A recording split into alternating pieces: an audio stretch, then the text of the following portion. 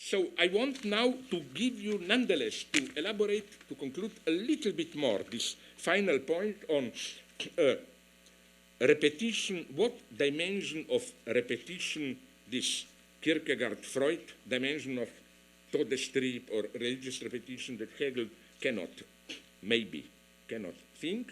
Let me quote a passage, and here I must confess I took this from Frauke Bernd, whom I met in Chicago. She gave, from Frankfurt am Main University, she gave this example, which I take from her. It's a nice example. Since we are here in Deutsches Haus, maybe I should bluff and pretend that I know something about great German classics. It's a really nice passage from Goethe's letter to Schiller from August 16th or 17th, 1797, when Goethe reports to Schiller on an experience, his experience, which made him perceive a piece of ruined, destroyed reality in the city of Frankfurt as a symbol.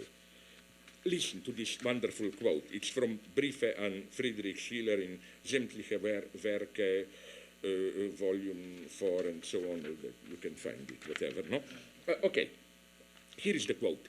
My grandfather's house, its courtyard and its gardens had been transformed from the parochial patrician home of an old Frankfurt elder into the most useful trading and marketplace by wisely enterprising people.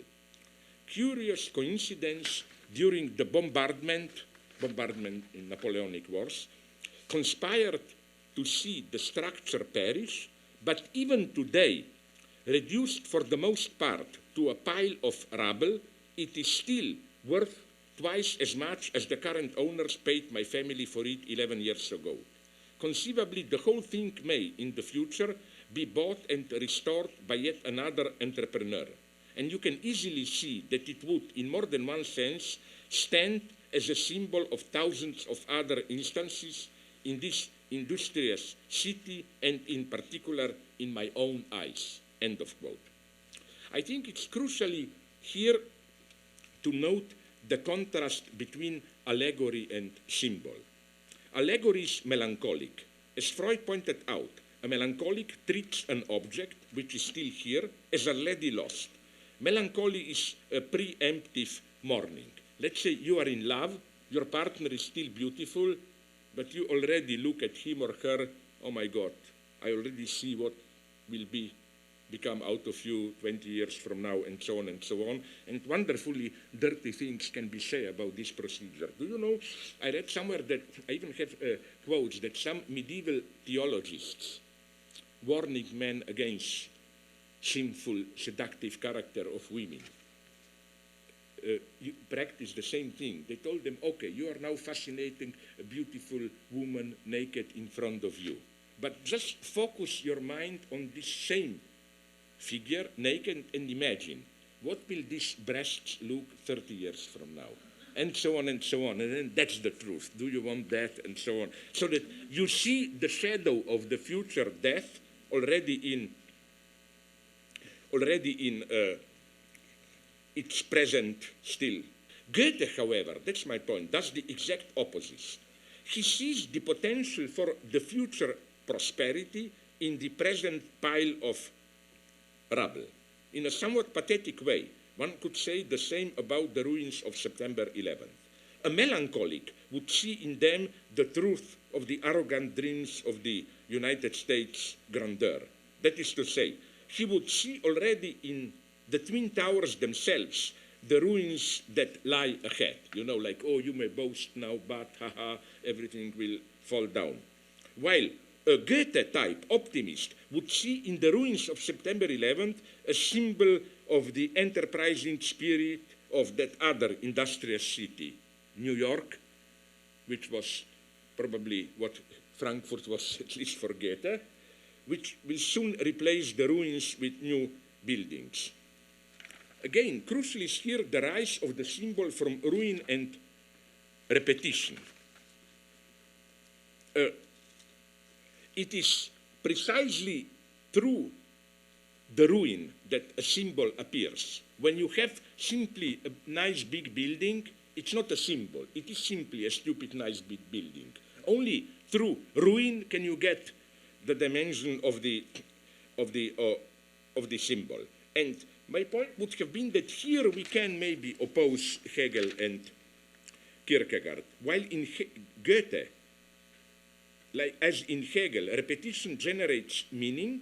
For the post-Hegelian Kierkegaard, there is just repetition, no rise of new meaning. Repetition is asserted as such in its mechanic quality. So now let's go a step further. And just really, if you allow me to conclude, to propose my final formula.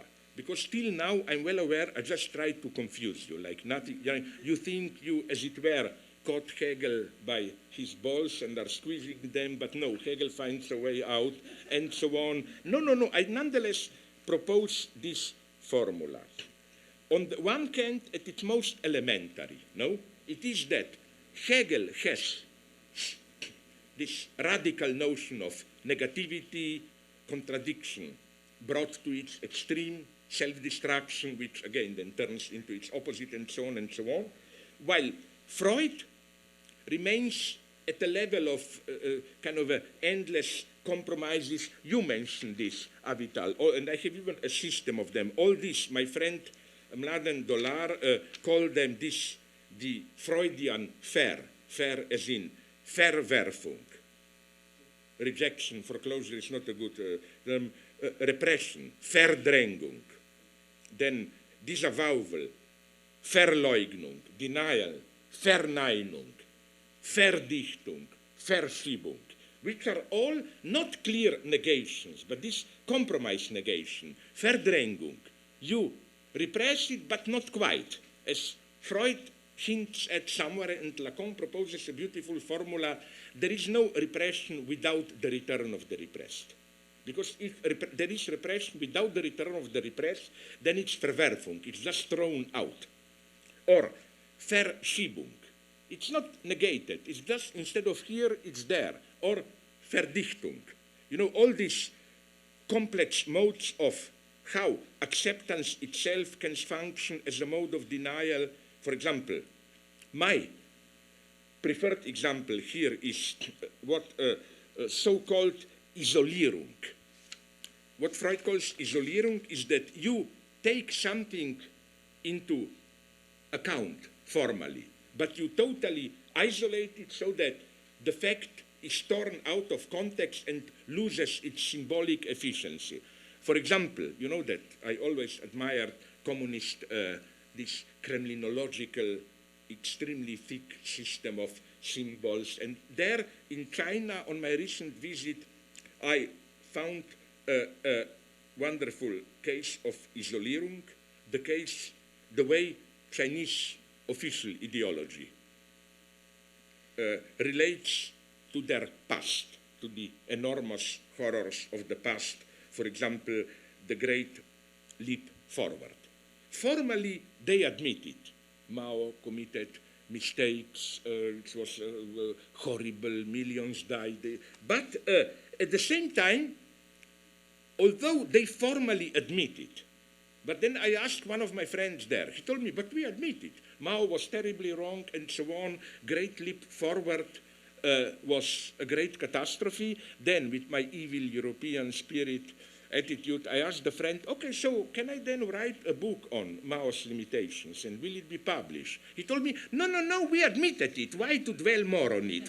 You know, like you say it, but the whole point of saying it is saying it as that. Don't saying it functions exactly as the way to block any further mention of it. Saying it explicitly is basically the way to, in a way, to repress it absolutely. I admit it, so fuck off, stop. Don't.